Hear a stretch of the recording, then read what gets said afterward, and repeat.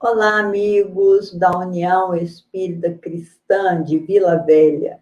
É uma alegria muito grande estarmos juntos para estudarmos os ensinamentos de Jesus à luz da doutrina espírita. Já estive muitas vezes na UEC e, graças a Deus, sempre tivemos um recebimento aí, um acolhimento caloroso, que eu muito agradeço a todos vocês.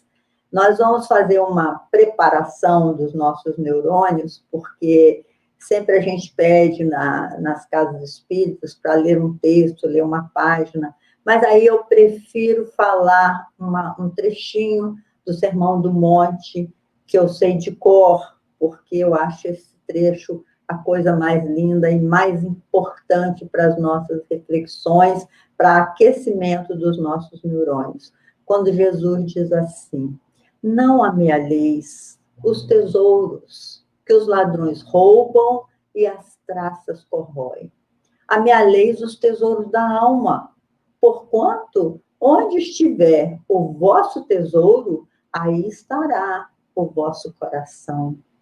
Não vos inquieteis em perguntar: o que comerei? O que beberei? O que vestirei? Não vale mais o corpo do que as vestes? Não vale mais a alma do que o alimento? Olhai os pássaros dos céus, não abastecem celeiros, e, no entanto, o nosso Pai Celestial os alimenta. Olhai os lírios dos campos, não fiam, não centeiam, e, no entanto, nem Salomão, com toda a sua glória, se vestiu como um deles. Ora, se o nosso Pai Celestial veste com tamanha beleza as ervas que hoje estão no campo e amanhã serão lançadas na fornalha, quem dera a vós que sois os seus filhos diletos. Buscai primeiramente o reino de Deus e a sua justiça, porque tudo mais lhe será dado por acréscimo. Tão lindo, meus irmãos, esse texto, onde Jesus nos pede que busquemos entender a justiça divina. Qual é o pai, né, cujo filho pede um pão e o pai lhe dá uma serpente? Deus não mandaria na nossa vida pandemia, nem dor de espécie alguma. Tudo isso faz parte da nossa caminhada de seres imperfeitos em rumo à perfeição. E Jesus esteve pessoalmente no mundo para matar a morte. Então, quando a gente escolhe um tema, o temor da morte, como examinou muito bem Allan Kardec no livro Céu e Inferno, e na noite de hoje nós vamos falar desse temor da morte, que nós não deveríamos ter, mas temos o temor da morte. Então, eu inicio também com o texto de Jesus, dizendo assim: eu vim para que todos tenham vida, e vida em abundância. Eu sou o Deus da vida. Vim para que todos tenham vida, e vida em abundância. Deixai que os mortos enterrem os seus mortos. Ora, meus irmãos, como um morto pode enterrar um outro morto? É claro que Jesus se referia àqueles que nos antecedem na caminhada para o mundo espiritual. Esses espíritos, os nossos ancestrais, os nossos amigos queridos, eles vão nos recepcionar quando tiver chegado o momento de irmos, porque não viemos na Terra para ficar. Nós estamos em trânsito. Então, o que é vida? O poeta Gonzaguinha perguntou: mas a vida o que é? Diga lá, meu irmão, ela é a batida de um coração? Só um minuto, eu vou retomar, mas eu tenho que fazer a prece, eu esqueci da prece inicial. Então, nós vamos pedir a Jesus nesse instante: querido Jesus, esteja conosco, Senhor, para que nós sejamos instrumentos do seu amor e da sua paz. Como bons instrumentos da sua paz, Senhor, permita que os bons amigos espirituais possam vir ao nosso encontro para nos inspirar, nos fortalecer, para que nós realmente possamos chegar ao coração de todos esses que ouvirem o nosso trabalho esse dia de hoje. E eu convido vocês também a colocarem a água para ser fluidificada, porque toda reunião com Jesus, seja online ou não, é uma reunião de tratamento. Então, coloque a sua água antes, agora, para você tomar ao final do nosso trabalho. Então, retomando de onde paramos, que nós precisávamos fazer essa evocação a Jesus para o amparo do nosso trabalho, é claro. Então, retomando o poeta Gonzaguinha, que ele fala assim, mas a vida o que é? Diga lá, meu irmão, ela é a batida de um coração, ela é uma doce ilusão, mas a vida, ela é maravilha ou é sofrimento? Ela é alegria, é lamento? O que é? O que é, meu irmão? Há quem fale que a vida da gente é um nada no mundo, é uma gota, é um tempo que não vale um segundo. Há quem fale que é um divino mistério profundo, é o sopro do Criador numa atitude repleta de amor. Você diz que a vida é viver. Ele diz que é luta e prazer. Ela diz que amada não é e o verbo é sofrer. Eu só sei que eu confio na moça, mas na moça eu ponho a força da fé. Somos nós que fazemos a vida, como der, ou quiser, ou puder, sempre desejada. Por mais que estejamos errados, ninguém quer a morte, só saúde e sorte. E a pergunta roda, e a cabeça agita, eu fico com a pureza da resposta das crianças, que a vida é bonita e é bonita. Aí tem o estribilho do Gonzaguinha, viver e não ter a vergonha de ser feliz, cantar e cantar e cantar, a beleza de ser um eterno aprendiz. Eu sei que a vida devia ser bem melhor e será, mas isso não impede que eu repita, é bonita e é bonita. Interessante que quando nós começamos a utilizar, desculpa, bati o pé aqui na mesa, quando nós começamos a utilizar as músicas de Gonzaguinha, a poesia de Gonzaguinha para fazer palestra, ainda estávamos lá no Instituto Leon Denis, de Juiz de Fora, que nós também fomos uma das fundadoras, e lá, na reunião mediúnica, ele se apresentou. E ele falou de uma forma tão carinhosa que ele disse, eu nunca podia imaginar que a minha poesia um dia pudesse sensibilizar corações para Jesus. Ele agradeceu e nós ficamos muito felizes. Daí para frente, eu não parei de usar a sua poesia, que é uma poesia lindíssima. Mas ele disse que a vida é bonita. E aí tem um texto dos estudiosos do Tibete, em que os iniciantes dos estudos estavam discutindo a respeito da vida, e um dos discípulos disse assim para o mestre, quando o mestre perguntou, o que é a vida? Aí um dos discípulos disse assim, mestre, a vida é um jogo, eu imagino, porque a gente precisa saber as regras desse jogo. Aí o mestre falou assim, mas o jogo tem a questão da sorte e do azar. E a vida não pode jogar com a sorte, não existe acaso na vida, nem sorte, nem azar. Existe comprometimento. Aí o outro falou, então já sei. A vida é um teatro, como disse Shakespeare. Basta que a gente interprete vários personagens. E aí, se você interpretar bem, você vai ficar bem na vida. Aí o mestre falou, olha, mais ou menos a questão dos personagens, tudo bem. Mas você não acha que se fosse assim, se fosse um teatro, a gente só ia querer ter o personagem que fosse o melhor, saísse melhor aí na fita, né? Ninguém queria ser o bandido, todo mundo queria ser o personagem mocinho. Mas o bom ator, ele representa qualquer papel que lhe dê para provar a sua eficiência.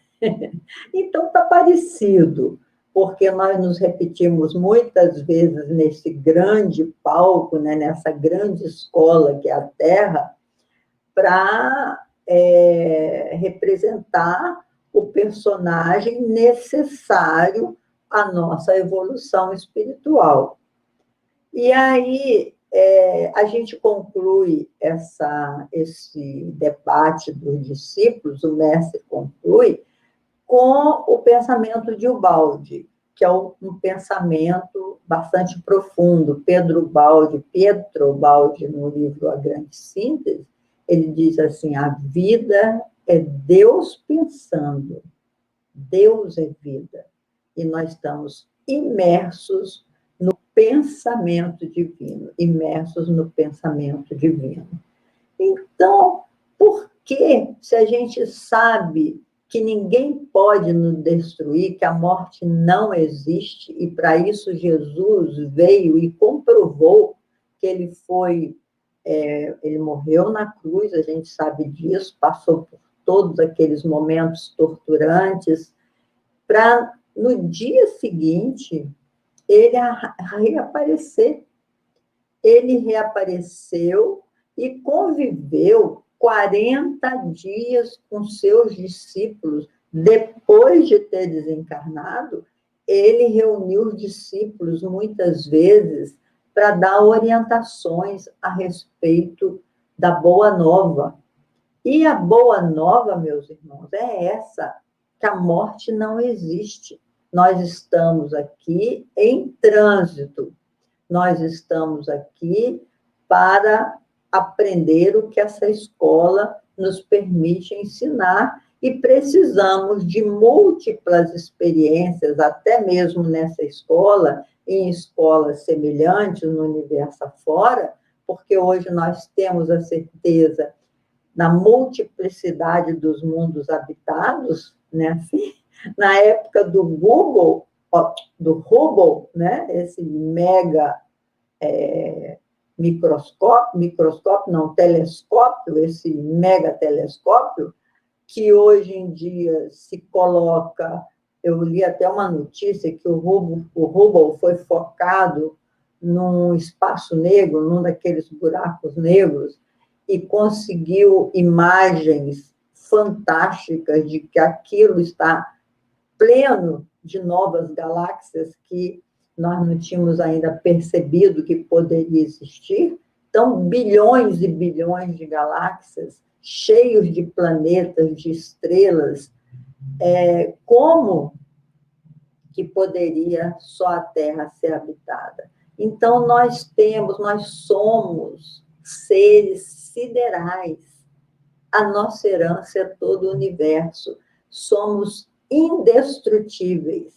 Fomos criados por Deus simples e ignorantes, e através das nossas múltiplas jornadas evolutivas, né, que começamos lá no simples unicelular até chegar, passando pelo reino mineral, vegetal, animal, até chegarmos à condição hominal, como explica muito bem essa jornada evolutiva no livro Evolução Anímica, de Gabriel Delany.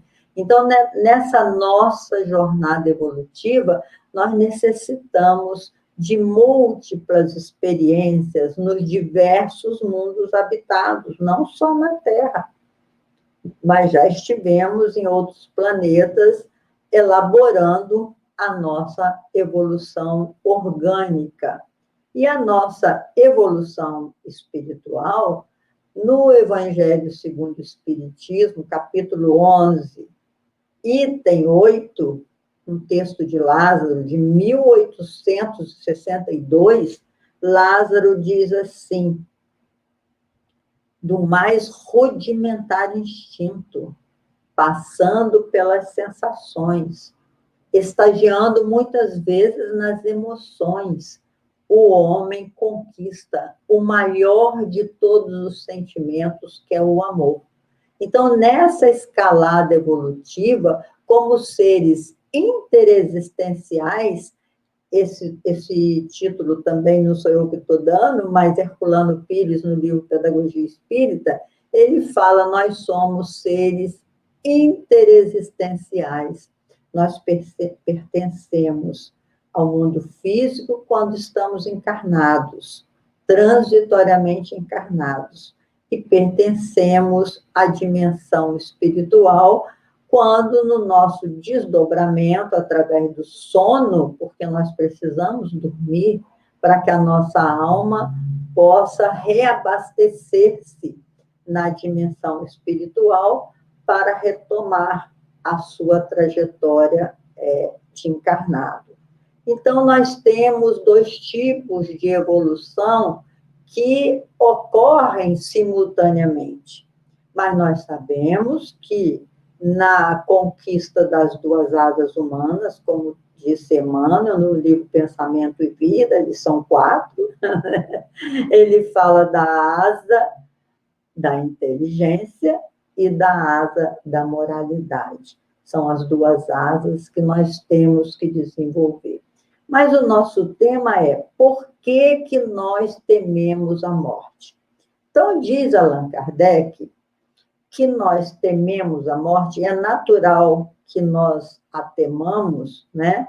Porque por milênios nós fomos impedidos de entrar em contato com a dimensão espiritual da forma que nós poderíamos, porque todos nós somos médiuns, todos nós temos essa glândula pineal, que é essa válvula transreceptora entre o mundo físico e o mundo espiritual. Todos nós poderíamos, já hoje, estarmos conversando com os nossos ancestrais, com os nossos amigos espirituais, conectando com as inspirações do bem que eles jorram incessantemente sobre a Terra, mas não conseguimos isso porque mais de 1000 anos, não foram poucos anos, mais de 1000 anos nós fomos, pela escolha coletiva que fizemos, né, como seres coletivos,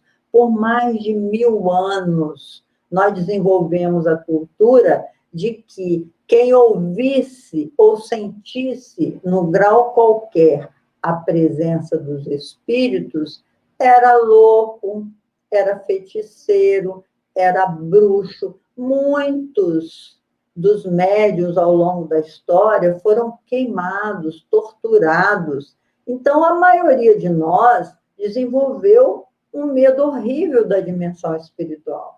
Tem pessoas até que dizem assim: ah, o meu pai morreu, eu amo muito ele, mas ele lá e eu cá.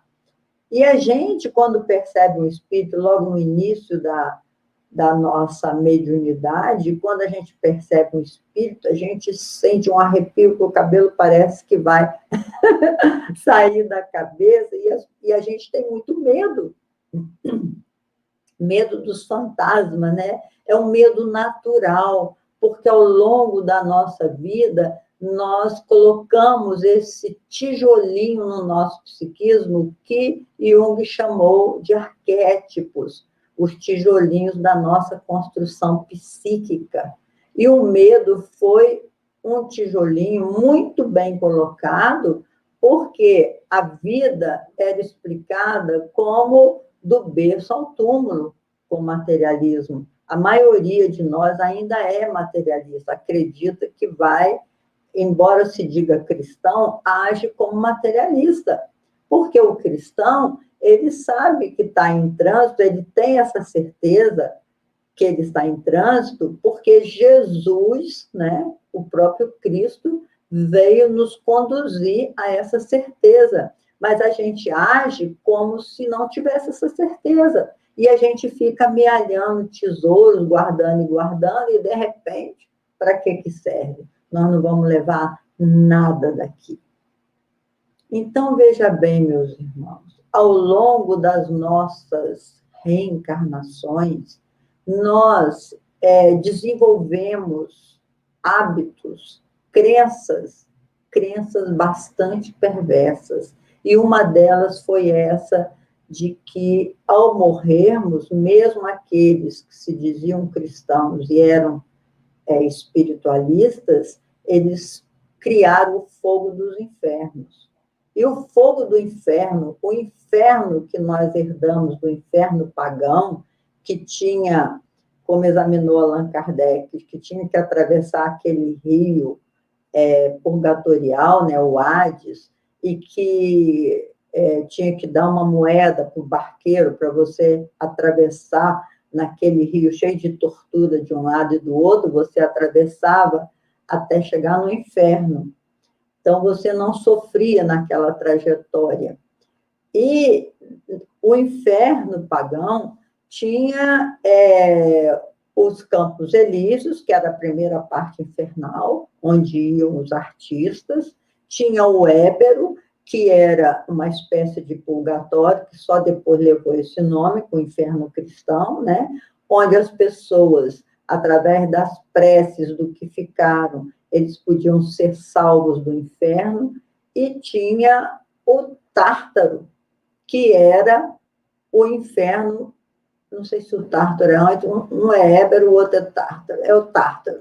Era o inferno definitivo, que a alma ficava queimando sem se queimar. Ou seja, como disse Santo Agostinho, Deus tinha que realizar 2 milagres para mandar um homem para o inferno, porque o seu corpo todo se queimava e se juntava novamente, todos aqueles átomos formavam o corpo novamente para tornar a queimar e tornar a queimar, ou então aquele fogo realmente não queimava o corpo, só queimava psiquicamente, o que é mais normal a gente concluir. Mas, quando o cristianismo foi assumido como religião oficial, depois de 400 anos de perseguição aos cristãos, e que instituiu-se a fé institucionalizada, aí o inferno ainda ficou pior, porque o inferno cristão era esse inferno que o homem ia direto sendo queimado, queimado e queimado e queimado. Não existia nenhuma possibilidade intermediária, até que os homens se reuniram e criaram, então, o limbo para as crianças. Depois criou-se o purgatório, que as almas ficavam lá penando para que alguém orasse por elas. Ou seja, é como se fosse um inferno pagão.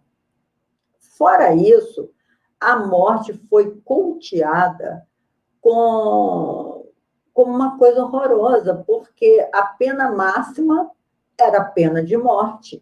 Ou seja, a pessoa, na legislação humana, recebia como pena máxima a morte, como se fosse possível acabar com aquela criatura. E depois, não foi só isso, a figura da morte era aquela caveira com capa preta e com uma foice na mão, e que ceifava crianças, não poupava nenhuma idade sem nenhuma explicação. Ela acontecia pela vontade de Deus. Então, Deus passou a ser o Deus dos exércitos, sendo que, quando foi cunhada essa palavra no Evangelho, que foi quando Deus buscou Abraão e disse para Abraão: olha o céu, olha só a quantidade de filhos que você vai ter, a quantidade de estrelas que está no céu, falando da geração de Abraão, né? E aí a tradução foi Deus dos exércitos, mas não é. É porque a palavra estrela e exército parece que são escritos de formas semelhantes. Então, é Deus das estrelas. O nosso Deus, o nosso Pai, é Deus das estrelas, o nosso Pai Abraão, e não Deus dos exércitos. Então, Deus não nos pune, não nos castiga, conforme tão bem exemplificou Jesus quando chamava Deus de Pai. Ele nos aproximou do nosso Pai, né? Assim? Então, veja bem, a evolução a evolução da nossa alma, a evolução física, a gente sabe que existe uma evolução. Não, peraí que eu estou falando do temor da morte. Então, qual é a razão de nós temermos tanto a morte? Aliás, tem amigos meus que dizem assim: Leila, eu não acredito em reencarnação. Eu acho um absurdo a reencarnação. Porque se acontece a reencarnação, por que vocês têm medo da morte? Se vocês já morreram tantas vezes, vocês já morreram tantas vezes. É uma pergunta inteligente. Por que a gente teme a morte se nós já morremos tantas vezes? Bom, a resposta é muito simples, meus irmãos. Porque não tem uma morte igual à outra. E pela nossa trajetória evolutiva, nós nunca fomos assim tão bonzinhos.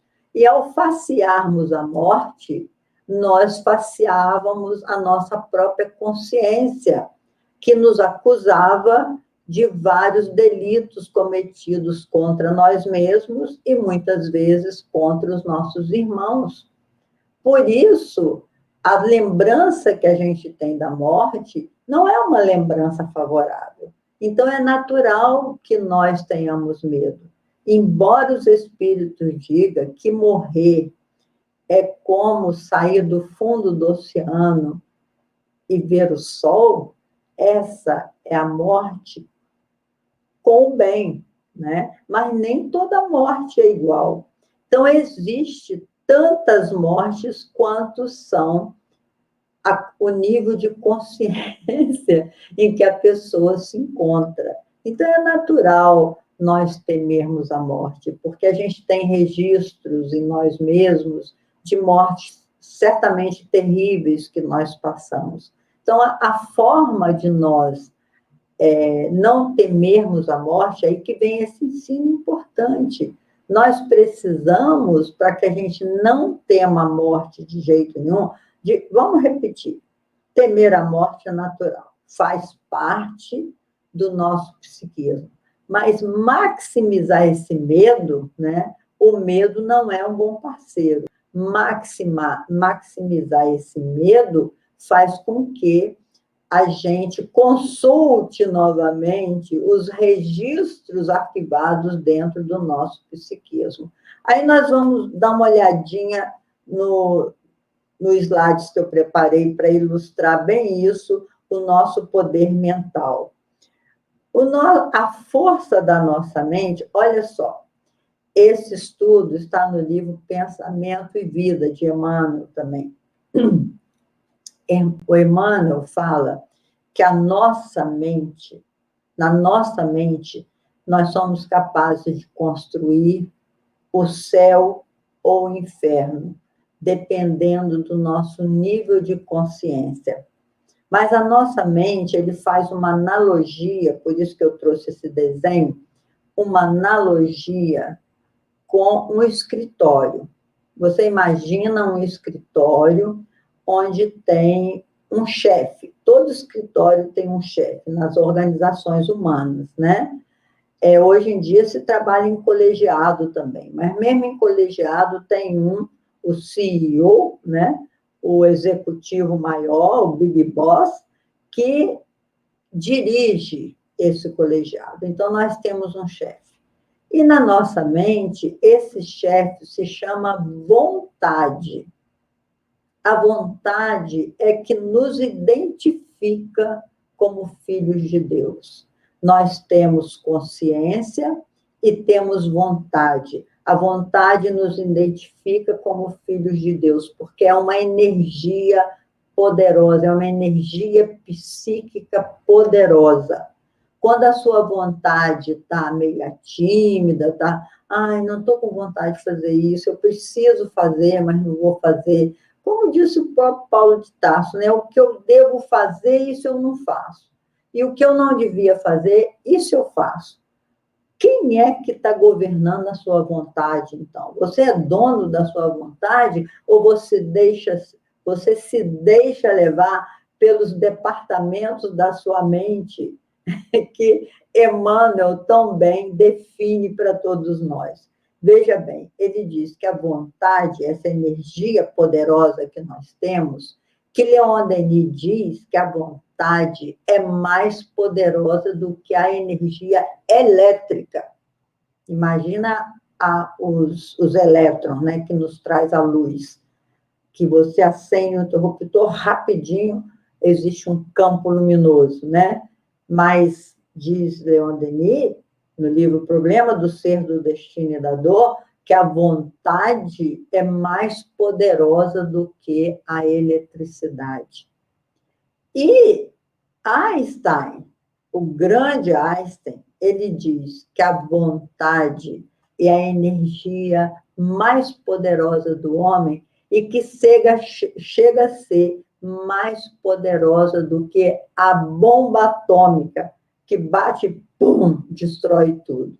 Então, vocês veem que a gente tem exercitado muito pouco a nossa força de vontade. E Emmanuel fala que essa vontade dirige todos os departamentos da nossa mente, mas ele identificou 4 departamentos muito importantes.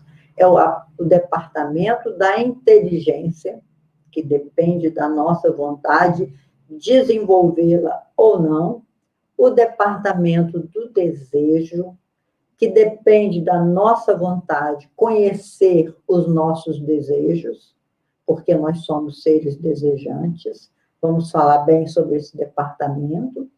O departamento da memória, onde estão registrados todas as nossas conquistas ao longo das nossas existências, e o departamento da imaginação. O departamento da imaginação é que, com aquilo que a gente está criando na nossa mente, é que nós vamos atraindo espíritos afins. Então, vamos começar pelo departamento da inteligência. Quanto mais conhecimento nós adquirimos, mais ampliamos a nossa condição de pensamento. Por isso, Jesus, através do Espírito Verdade, disse: amai-vos e instruí-vos. Porque o conhecimento é que nos liberta. À medida que nós vamos conhecendo a respeito dos ensinamentos de Jesus, principalmente que ele não veio à toa na Terra, assim como todos os missionários que têm vindo à Terra para trazer um salto quântico no nosso conhecimento, eles trazem uma bagagem de conhecimento importante ao nosso desenvolvimento. É claro que a gente sabe que numa vida só a gente não aprende tudo, numa existência só, né? Eu sempre digo para os meus irmãos que não são reencarnacionistas, nós temos apenas uma vida, mas múltiplas existências, que a vida é uma só. A alma teve um começo, um princípio, mas não terá fim. Ela terá múltiplas existências. Então, em cada existência, a gente busca um campo do saber. E esse buscar um campo do saber tem a ver com os desejos que nós alimentamos dentro de nós. Aí nós vamos mudar para o departamento do desejo, porque nós somos seres desejantes. A gente não faz nada sem ter um desejo, um motivo para fazer isto ou aquilo. Esse estudo do desejo é tão importante que no livro Ação e Reação, de André Luiz, ele desenvolve o tema do desejo central. Porque tem um desejo que domina todos os outros dentro do nosso psiquismo. Por isso que os estudiosos, os neurocientistas, sugerem que a gente busque o autoconhecimento, porque nós precisamos conhecer os nossos mais profundos desejos, que a gente conhece os nossos desejos as nossas escolhas, né? Assim, os nossos impulsos mostram muito quais são os nossos desejos. Mas diz André Luiz que nós temos um desejo central, um desejo que nos move. E ele dá exemplo disso. Ele diz, por exemplo, o desejo do usurário, do pão duro, é juntar dinheiro, né? O desejo do vaidoso, porque tem tudo a ver com o caráter. O seu caráter reflete o seu desejo. O desejo de uma pessoa caluniadora, né, de caráter caluniador, ele reflete a maledicência, ele cria esses ápios aí, esses fake news, para desenvolver no outro, para mostrar para o outro uma pseudo-verdade, né? Que já se usou muito esse sofisma, pega um pedacinho da verdade e torna numa pseudo-verdade, que é baseado em fundamentos maldosos. O desejo, ou seja, um caráter desequilibrado, que ainda está sem prumo, que não sabe para onde vai, o reflexo dele é a irritabilidade. Quando você vê uma criatura muito irritada, você fala assim, nossa senhora, como essa pessoa consegue viver jogando essa adrenalina no sangue o tempo todo, assim, com essa irritabilidade, né? Assim, então, esse departamento do desejo é muito importante que a gente acione a nossa vontade para conhecer qual é o nosso desejo central. O departamento da memória é outra coisa extraordinária, meus irmãos, porque as pessoas dizem assim, como que eu não me lembro de coisas das vidas passadas? Eu gostaria de me lembrar. Aí a pergunta é, para que você gostaria de se lembrar de coisas da vida passada? Existem hoje muitas oportunidades de fazer essa regressão de memória, né? Você regredir até o ventre materno, por exemplo. Como parapsicóloga, já fiz muitas regressões com meus clientes até o ventre materno, porque esses 9 meses que a alma passa no ventre materno, ela passa por emoções, né, ligados ao psiquismo da sua mãezinha, que muitas vezes redundam em fobias, em medos na vida adulta. E isso, em certos casos, é importante. Mas você regredir a terapia de vidas passadas, TVP, quando você vai lá em outras vidas no passado, você pode realizar também, porque está tudo escrito dentro de você. Mas é importante se perguntar, para que eu quero saber desse passado tão lá para trás, né? Se eu não estou tendo nenhum problema mais grave que eu precisa retornar lá. Porque nós sabemos. Hoje nós sabemos que os espíritos dão essas informações, que nós reencarnamos em família para reajustes. Nós estamos ainda no mundo de expiações e provas, a caminho da regeneração. Então, os nossos grupos familiares têm desafios grandes por conta desses reajustes. né? Até famoso a briga de sogra com nora, de sogro com genro.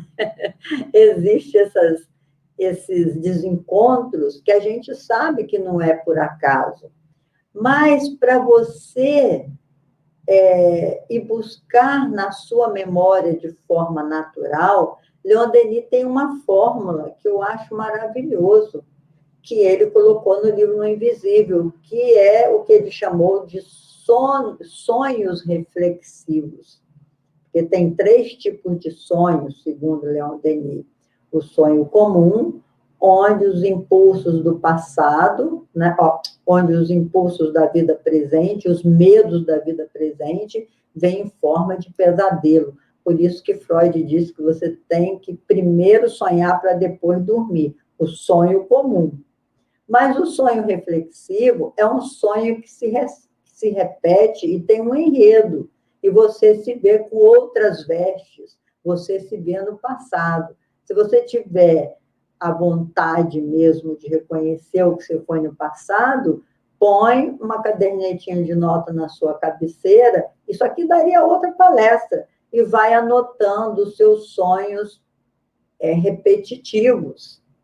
Se nós fôssemos fazer uma palestra sobre isso, nós poderíamos contar vários exemplos, né, de recordações de vidas passadas a partir do sonho reflexivo. E você tem aí o departamento da imaginação. No departamento da imaginação, eu já vi que está quase na nossa hora de terminar, pelo meu horário aqui, falta 6 minutos, né? No departamento da imaginação, é você criar quadros positivos para atrair espíritos das falanges melhores, porque nós somos cercados de espíritos, como diz Paulo de Tarso. Nuvens de testemunha nos acompanham. Nós somos cercados de espíritos e eles são atraídos, muitos deles, as imagens, pelo que nós refletimos através do nosso pensamento. Então, se a gente fica refletindo o medo, ai, meu Deus, eu estou me vendo lá, todo entubado lá no hospital, ai, meu Deus, eu estou vendo os meus filhos sendo perseguidos, ai, meu Deus, e a gente começa a dar asas à imaginação, mas com pensamentos cruéis, com pensamentos de tristezas, de mágoa, de vingança, todos esses pensamentos que a gente sabe que atrai espíritos com esse tipo de vibração. Por isso, Jesus recomendou a vigilância, que a nossa imaginação ela é visível à realidade, à dimensão mais ampla da vida. Nós projetamos imagens, o que Bozano chama de ideoplastia. As nossas ideias formam imagens na dimensão espiritual. Então, a nossa vontade deve ser poderosa com relação a combater essas imagens cruéis que nos autodestroem. E com esse bom combate, ou seja, se nós, através da nossa vontade, nós conseguirmos direcionar a nossa inteligência para os estudos que realmente transformam a nossa alma. Todo estudo é transformador, como diz Allan Kardec. O estudo tem que ser entendido e compreendido. Compreender quer dizer saber aplicar. Se nós soubermos gerenciar os nossos desejos no sentido de buscar cultivar bons pensamentos, se nós soubermos gerenciar a nossa memória, buscando sempre conservar na nossa memória o que nós já conquistamos de bom, os amigos que nós temos, né? A vida, meus irmãos, é daqui para frente. E na parapsicologia a gente tem um ditado: o que se cria na mente se torna realidade. Então, vamos criar na nossa mente imagens positivas e favoráveis a nós mesmos. Não nesse caso, você se imaginar milionário, ganhando a Mega Sena. Não é isso imagem positiva. Porque às vezes você ganhar vai ser uma perdição para a sua vida. E não vai ser realizada porque o seu guia espiritual te protege. Imagem positiva é você se ver com o corpo sadio e agradecer a Deus. É você criar um recanto seu, um recanto pessoal, que a gente chama, né? Como Jesus falou, quando orar, vá para o secreto do seu quarto. Olha, quem não tem quarto vai ficar sem orar?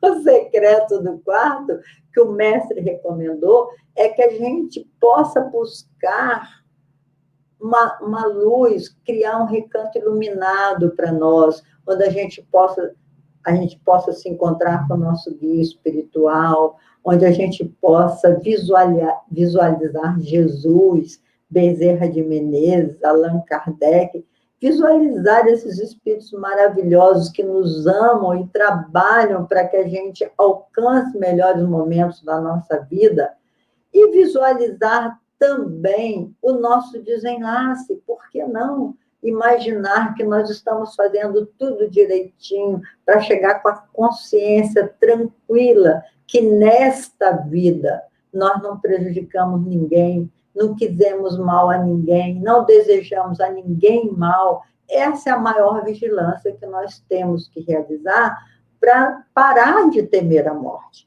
Tem até uma história, eu vou terminar com essa historinha, que está no livro Perdas e Ganhos, da grande escritora Lia Luft, que um homem de 42 anos foi visitado pela morte, a morte chegou com aquela foice, né? É uma metáfora. Chegou com aquela foice e falou assim, amigo, chegou a sua hora. Está na hora de você, o homem lá em cima mandou te chamar, e é melhor você obedecer.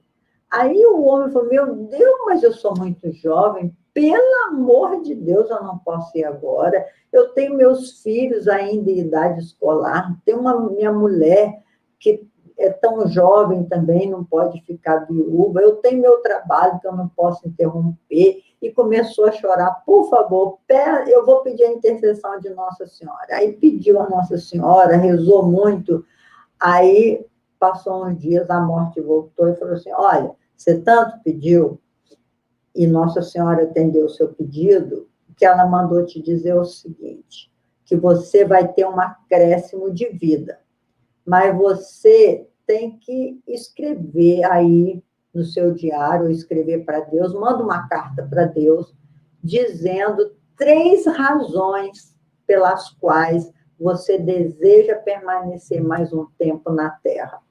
Não vale dizer que é por conta dos filhos, porque eles certamente seguirão a sua caminhada. Não pode dizer que é por conta da mulher, porque ela certamente vai continuar a sua caminhada, no momento certo ela vai retornar, e também nem por conta do seu trabalho, porque não existe ninguém substituível. Então, você escreve aí 3 razões que Deus lhe permita ficar mais um pouco. E aí, meus irmãos, esse é o desafio para todos nós. Que razões nós temos para permanecer mais na Terra? Vamos pensar nessas razões? Vamos pensar que vamos pedir a Deus mais um tempo na Terra para nós aumentarmos o nosso conhecimento, ficarmos mais atentos com a solidariedade, porque os Espíritos trouxeram a bandeira da caridade. Fora da caridade não há salvação. Então, por que não começar agora? Vamos usar mais tempo com a solidariedade, com a fraternidade, e que Jesus nos envolva a todos com a sua paz e nos permita, ainda nesta existência, nós tomarmos consciência da nossa própria consciência, né? Tomarmos consciência de que a nossa morte será de acordo com a nossa vida. Nós poderemos estar construindo o nosso céu para sermos recebidos pelos nossos ancestrais, pelos nossos familiares, mas podemos também estar construindo nosso purgatório, onde, ao adentrarmos a realidade espiritual e toda a nossa vida passar como um filme, e a gente perceber que fez muitas escolhas equivocadas, ou podemos estar construindo um inferno grandioso na nossa vida se nós estamos permanecendo os mesmos, insensíveis às dores dos nossos irmãos. Muita paz para todos e que Jesus nos abençoe hoje e sempre.